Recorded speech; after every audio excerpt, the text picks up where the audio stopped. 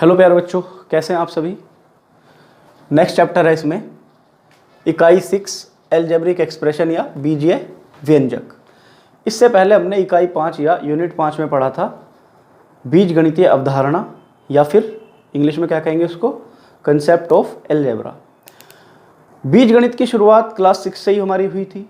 थोड़ा सा बैक में जाकर एक बार इसका रिवीजन देख लेते हैं। क्या था बीजगणित? बेसिकली बीजगणित में स्टार्टिंग में नाम आया था बीज। बीज क्या था? संख्याओं के स्थान पर या संख्याओं के साथ अगर हम अक्षरों का यूज कर लें, अक्षरों का यूज अगर हम किसके स्थान पर या किसके साथ कर लें, संख्याओं के साथ या संख्याओं के स्थान पर अक्षरों का यूज कर लें। अक्षर कौन से? इंग्लिश की बात करें, इंग्लिश अल्फ़ाबेट्स में ABCD XYZ ये सब क्या हैं? इंग्लिश के अक्षर हैं या अल्फ़ाबेट्स हैं। हिंदी के आपको पता ही है, हिंदी में ए बै से कै ख ग कुछ भी यूज कर लें, किसके साथ? लेकिन नंबर के साथ में, संख्याओं के साथ में, या फिर उनके स्थान पर, नंबर या संख्याओं के स्थान पर जो भी हम यूज कर लें वो सब हमारे क्या थे? बीज थे। ठीक है, यानी कि अक्षरों को ही XYZ को या ए बै से कै ख ग को ही क्या कहा गया है? बीज कहा गया है। ठीक है, तो ये तो बात हो गई बीजगणित की। यूज हमने पढ़ लिए थे उसके, क्यों हुआ, क्यों किस लिए बीजगणित आया। तो अब उसके बाद जस्ट नेक्स्ट चैप्टर आ गया हमारा बीजीय व्यंजक। नई चीज है एक देखने में कि सर अब ये बीजीय व्यंजक क्या है। तो बीजीय व्यंजक मैं बता दूं एक देसी भाषा में, देसी भाषा की मैं बात करूं तो बीजीय व्यंजक चर और अचर हमने पढ़ा था इससे पहले चैप्टर में बहुत अच्छे से। चर और अचर के बीच में जो भी हम संक्रिया यूज कर लें, संक्रिया मतलब ऑपरेशंस, हिंदी में और इंग्लिश में ऑपरेशन और संक्रिया दोनों ही समझ में नहीं आया होगा आपको।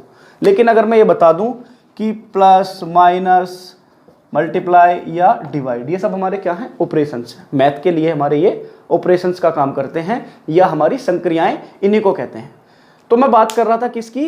बीजीय व्यंजक की। तो बीजीय व्यंजक बेसिकली क्या है? चर और अचर को इन बीजीय व्यंजकों से अगर हम जोड़ दें, चर और अचर को इन बीजीय व्यंजकों से हम अगर जोड़ दें एक साथ में, तो हमारा क्या बन जाएगा? एक बीजीय व्यंजक या एल्जेब्रिक एक्सप्रेशन बन जाएगी। देख लेते हैं कैसे, देख लेते हैं कैसे कैसे जोड़ेंगे इनको हम इन संक्रियाओं से या बीजीय व्यंजक से। इसको अभी लिखा रहने देते हैं। ठीक है, यही है, 4 ऑपरेशंस होते हैं मैथ के अंदर हमारे, है ना? प्लस, माइनस और डिवाइड या मल्टीप्लिकेशन, ये 4 चीजें होती हैं। ठीक है, तो अब मैंने कहा चर और अचर के बीच में, वेरिएबल या कांस्टेंट के बीच में अगर इन चारों में से कोई भी एक संक्रिया या इन चारों में से हमारा कोई भी एक ऑपरेशन हो रहा है तो वह क्या है हमारा? क्या बना देगा? वो एक बीजीय व्यंजक या एल्जेब्रिक एक्सप्रेशन बना देगा। अब हम देख लेते हैं इसमें x क्या है? x चर है एक। बिल्कुल चर क्यों है सर? क्योंकि सर आपने बताया था जो भी हमारे लेटर्स या अक्षर होंगे इंग्लिश या हिंदी के, वो उन्हें बेसिकली हम क्या मान लेंगे? चर मान लेंगे या वेरिएबल मान लेंगे, या और थोड़ा सा समझ लेंगे, वेरिएबल मतलब जिनकी वैल्यू इजीली चेंज हो सकती है परिस्थिति के अकॉर्डिंग। ठीक है, तो क्या हो गया? वेरिएबल या चर है। अब हमने इसमें ऑपरेशन लगा दिया, कौन सा? ये प्लस वाला। ठीक है, प्लस इसके साथ में लगा दिया हमने, और इसको किससे जोड़ दें? अब किसी भी अचर से जोड़ दो। 5 ले लिया तो क्या बन गया हमारा? ये हमारा एक बीजीय व्यंजक या एल्जेब्रिक एक्सप्रेशन बच्चों बन गया। ठीक है ना? तो यही तो मैंने बताया आपको, चर और अचर के बीच में अगर कोई भी संक्रिया हो जाती है तो वो क्या बना देगी संक्रिया, या हमारी ये जो ऑपरेशन है हमारा चर या अचर के बीच में कोई भी ऑपरेशन अगर हमने यूज कर लिया इन चारों में से, तो वो क्या बना देगा? एक हमारा एल्जेब्रिक एक्सप्रेशन या बीजीय व्यंजक बना देगा। ठीक है, थोड़ा सा और सुधार करके देखेंगे इसमें। अब हम सुधार क्या करेंगे अब बता देते हैं। बेसिकली जो एल्जेब्रिक इक्वेशन है हमारी 3 चीजों से बनती है। ठीक है, 3 चीजों से कैसे बीजीय व्यंजक? नंबर 1 क्या है हमारा? चर, अभी अभी पढ़ा है बिल्कुल, इंग्लिश में कहते हैं इसको हम वेरिएबल। नंबर 2 क्या है हमारा? अचर। अचर मतलब इंग्लिश में सर कांस्टेंट। नंबर 3 क्या है हमारा बच्चों? नंबर 3 है ऑपरेशन या संक्रिया, संक्रियाएं। ठीक है, इसको कहते हैं इंग्लिश में ऑपरेशन, ऑपरेशंस। ठीक है, तो बेसिकली हमारा जो एल्जेब्रिक एक्सप्रेशन है, बीजीय व्यंजक है, इन तीनों चीजों से ही मिलकर बनेगा। समझ में आ गई बात आपको? देख लेते हैं कैसे। अब चर है, चर क्या क्या हो सकता है हमारा, एक्स वाई जेड, ठीक है। अचर फिर से वही 2 4 6 8 ये सब अचर है। संक्रिया प्लस माइनस डिवाइड या मल्टीप्लिकेशन, ठीक है। इन्हीं का यूज करके हम क्या पढ़ेंगे आगे, बीजीय व्यंजक हमारा बन जाएगा, ठीक। अब हम बात कर लेते हैं हमारे बीजीय व्यंजक के प्रकार, ठीक है ना। बीजीय व्यंजक के प्रकार या टाइप्स ऑफ एल्जेब्रिक एक्सप्रेशन, ठीक है ना। तो there are various types of algebraic expression, या हमारे जो बीजीय व्यंजक हैं वो विभिन्न प्रकार के हो सकते हैं, लेकिन हम क्लास 6 के अकॉर्डिंग 3 ही पढ़ेंगे। 3 कौन कौन से पढ़ लेंगे हम? नंबर 1 आ जाता है हमारा पहले वाला, एक पद व्यंजक। एक पद व्यंजक, या इंग्लिश में कह सकते हैं हम इसको क्या, monomial expression. Monomial expression, monomial expression क्या है अभी हमारा, या एक पद व्यंजक क्या है, जिसमें केवल एक ही पद हो, ठीक है ना, या जिसमें केवल एक ही हमारी एक्सप्रेशन बन रही हो। जैसे एग्जाम्पल देख लेते हैं इसका। एग्जाम्पल क्या होगा, x टू y या z या फिर 3, ये z है, ठीक है। देखो इसमें हम क्या देख रहे हैं, वेरिएबल और कांस्टेंट मिलके भी एक पद ही बन रहा है ना। हालांकि इन दोनों के बीच में क्या यूज हो रहा है, मल्टीप्लिकेशन यूज हो रही है, लेकिन कभी भी ऐसी फॉर्म में आएगा तो हम इसको क्या मानेंगे, एक पद ही मानेंगे, ठीक है ना, या मोनोमियल एक्सप्रेशन ही कहलाएगी ये भी। और ये x है, सिंगल x है या सिंगल वेरिएबल है यहाँ पर, तो ये भी क्या है हमारा मोनोमियल एक्सप्रेशन या एक पद व्यंजक। z है, ये भी एक पद व्यंजक, और केवल कांस्टेंट भी अगर है तो उसको भी हम एक पद मानेंगे, ठीक है ना, या मोनोमियल एक्सप्रेशन इसको भी हम मानेंगे, ठीक है। नेक्स्ट देख लेते हैं, ये तो हो गया एक पद। एक पद के बाद क्या आ जाएगा, दो पद, या हिंदी में कहेंगे उसको हम द्विपद व्यंजक। क्या कह रहे हैं इसको हम, द्विपद व्यंजक, या इंग्लिश में कहेंगे इसको हम बायनोमियल। बायनोमियल, देखो जहां पर मोनो कहीं भी यूज हो जाए उसका मतलब समझ लेना सिंगल या एक, जहां पर भी बी आई बाई अगर यूज हो जाए तो समझ लेना सेकंड या दूसरे की बात कर रहा है, दो, ठीक है। बायनोमियल एक्सप्रेशन क्या हो गया, बायनोमियल एक्सप्रेशन। भाई द्विपद व्यंजक या बायनोमियल एक्सप्रेशन का एग्जांपल क्या होगा, जिसमें दो पद होंगे। दो पद कैसे, और दो पदों के बीच में संक्रिया हो रही होगी कोई सी प्लस या माइनस की। तो देखो x प्लस 5, ये कुल मिलाकर कितने पद हो गए, दो पद हो गए इसमें। देखो एक ये वेरिएबल है, एक कांस्टेंट है, और दोनों के बीच में क्या लग रहा है, इसमें प्लस लग रहा है, जो हमारी संक्रिया हो रही है प्लस की हो रही है, ये ऑपरेशन यूज हो रहा, तो ये क्या हो जाएगा, द्विपद, ठीक है। या दूसरा एग्जाम्पल ले लो, 2x² प्लस 3, ये भी क्या है हमारा, क्या है, ये भी द्विपद व्यंजक है। दो ही तो पद है इसमें भी, एक ये 2x² वाला और एक ये 3, ठीक है। थर्ड वाला क्या ले सकते हैं इसमें हम, एक और ले लो, 5x³ माइनस 2, ये भी क्या है, ये भी हमारा द्विपद व्यंजक है या बायनोमियल एक्सप्रेशन है, ठीक। नंबर 3 देख लेते हैं अब। नंबर 3 में क्या आएगा भाई, एक पद पढ़ लिया सर, दो पद पढ़ लिए, अब तीसरा पद पढ़ना रह रहा है, तो त्रिपद, क्या लिख दें इसको हम, त्रिपद व्यंजक, जिसमें 3 पद हो, नाम से पता चल रहा है। इंग्लिश में क्या कहेंगे हम इसको, इंग्लिश में कहेंगे सर इसको ट्राइनोमियल। ट्राइनोमियल, ट्राई जहां भी आ जाए समझ लेना 3 की बात कर रहा है, कहीं पर भी आ जाए, ट्राइनोमियल एक्सप्रेशन। एक्सप्रेशन क्लियर है, ठीक है। तो अब त्रिपद जो त्रिपद व्यंजक है, इसका क्या ले लें, एग्जाम्पल ले लेते हैं। तो जिसमें 3 पद होंगे, तो 3 पद देख लेते हैं इसमें, 3x² प्लस y माइनस 2, 3 पद है नहीं है इसमें, पहला कौन सा है सर, 3x² वाला, दूसरा y और तीसरा -2, तो 3 है ना। एक और एग्जाम्पल ले लो, देखो 2x³ माइनस y² माइनस 1, कितने पद हैं इसमें भी सर, 3 ही पद हैं, 1 2 और ये 3।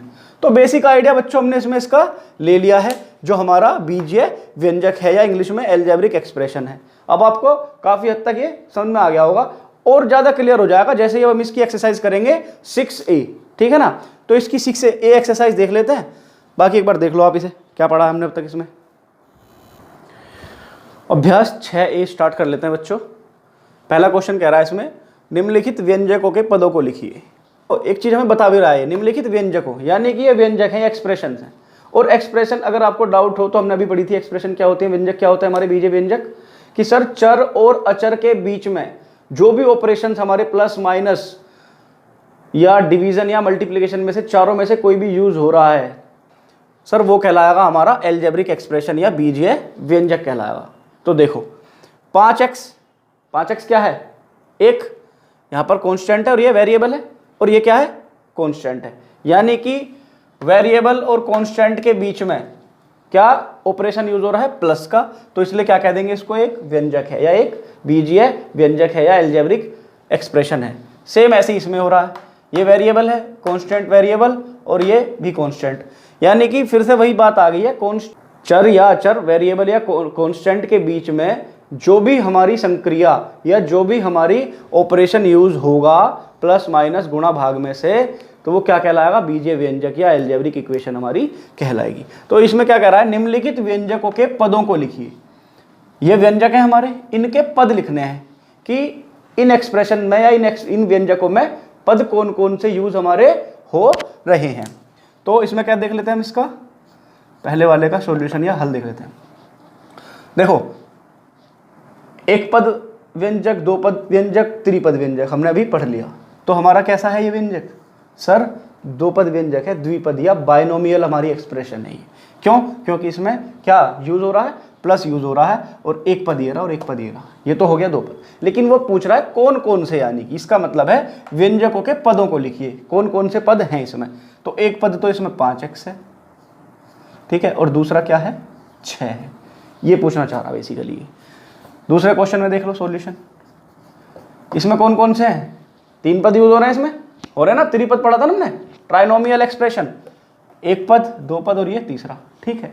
कौन कौन से हैं लेकिन पद है सर इसमें एक a² है, दूसरा ये नहीं आएगा केवल पूरा आएगा, माइनस का भी आएगा साइन इसमें, -3ab है, और तीसरा माइनस का सर 4 है, ठीक है। ये वाले पद इसमें यूज हो रहे हैं, इसका आंसर हो गया।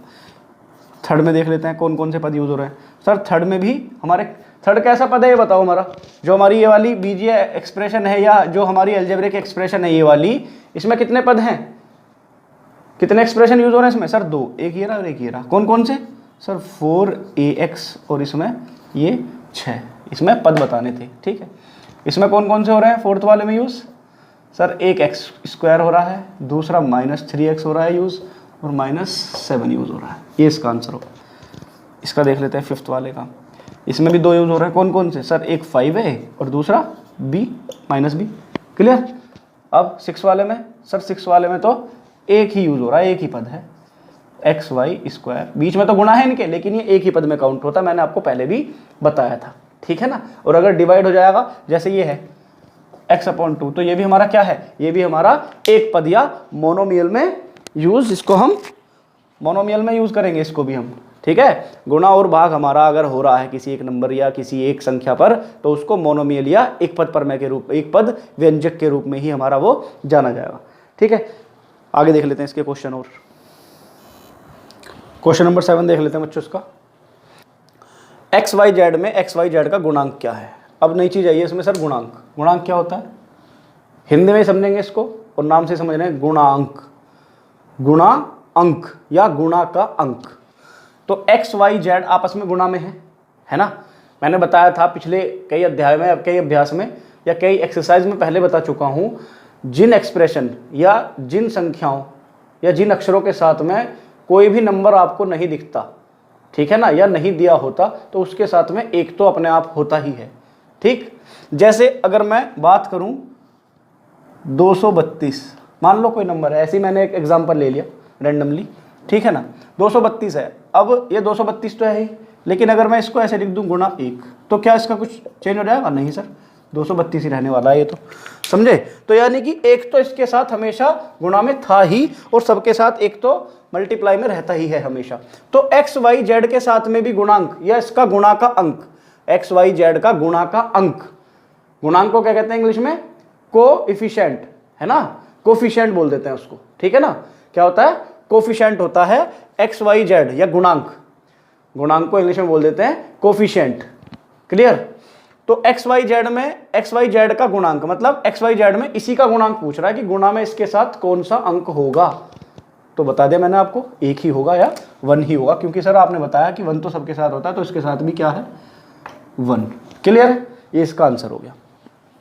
नेक्स्ट, -3y² में y का गुणांक क्या होगा?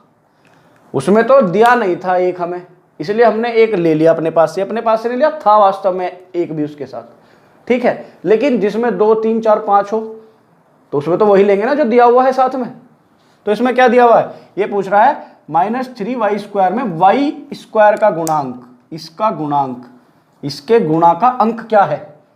y² का गुणा का अंक क्या है? सर 3 है, 3 नहीं है, माइनस भी है इसके साथ, तो -3 इसका गुणांक हो जाएगा। किसका गुणांक है -3? सर y² का गुणांक है, ठीक है ना, y² का कोफिशिएंट है। क्लियर? -2/3 -2/3 xy² में -2/3 का, ठीक है ना। पहले क्या पूछ रहा था? इससे पहले दोनों सवालों में, इससे पहले दोनों जो ऊपर वाले क्वेश्चन है इसमें पूछ रहा था वेरिएबल के साथ में, वेरिएबल का कोफिशिएंट पूछ रहा था या चर का। ये तीनों चर ही तो हैं और ये भी चर है या वेरिएबल है, ठीक है ना। पहले क्वेश्चन में इन दोनों में पूछ रहा है वेरिएबल का कोफिशिएंट क्या होगा या क्या था वेरिएबल का कोफिशिएंट, लेकिन इसमें पूछ रहा है कांस्टेंट है। -2/3 क्या है? कांस्टेंट, चेंज नहीं होता। कांस्टेंट क्या होता है? संख्यात्मक रूप, न्यूमेरिक फॉर्म है, न्यूमेरिक है, तो न्यूमेरिक नंबर हमारे क्या होते हैं? कांस्टेंट होते हैं। क्लियर? तो -2/3 का क्या पूछ रहा है? गुणांक, तो इसका गुणांक ये है xy²। क्लियर है? xy² इसका गुणांक है, किसका? -2/3 का, या कोफिशिएंट है -2/3 का xy², ये रहा। क्लियर? ये हो गया। अब क्वेश्चन नंबर 10 में क्या कह रहा है? ये निम्नांकित कथन सत्य है या असत्य बताइए। ये जो नीचे 2 स्टेटमेंट दी हुई हैं इनको पूछ रहा है कि ये ट्रू है या फॉल्स है। तो देख लेते हैं। 8x² में x² का गुणांक, ठीक है, इसमें इसका पूछ रहा है ना, x² का पूछ रहा है, इसका गुणांक क्या है? ये वेरिएबल है दोनों, गुणांक क्या है? एक कांस्टेंट है ये, तो इसका गुणांक तो यही है ना, x² के साथ में गुणा में क्या है? 8 ही तो है, तो 8 दे रखा, 8 ही कह रहा है, तो ये क्या मान लेंगे हम इसको? सत्य या ट्रू हो जाएगा ये। क्लियर? नेक्स्ट, 1/6 xyz² में xyz² इसका पूछ रहा है, का गुणांक 1 है क्या? 1 है इसका गुणांक? 1 तो है ही, लेकिन साथ में ये भी तो था 6 में, तो क्या होता है इसका पूरा गुणांक सही करके? 1/6 पूरा होता इसका गुणांक, लेकिन ये क्या कह रहा है? 1 है, नहीं, गलत है, 1/6 है, तो ये क्या हो गया हमारा? असत्य।